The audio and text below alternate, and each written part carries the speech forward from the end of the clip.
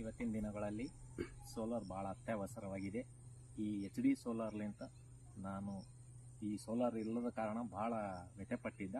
ಇವತ್ತಿನ ದಿನಗಳೊಳಗೆ HD ಸೋಲಾರ್ಲಿಂತ ಊರಿನ ಹಂದಿ ಅಥವಾ ಕಾಡು ಹಂದಿಲಿಂತ ಭಾಳ ಬೇಜಾರ್ಪಟ್ಟು ಈ ಸೋಲಾರ್ HD ಸೋಲಾರ್ಲಿಂತ ಇವತ್ತು ನಾನು ನೆಮ್ಮದಿ ಜೀವನ ಸಾಗಿಸ್ಲತ್ತೀನಿ.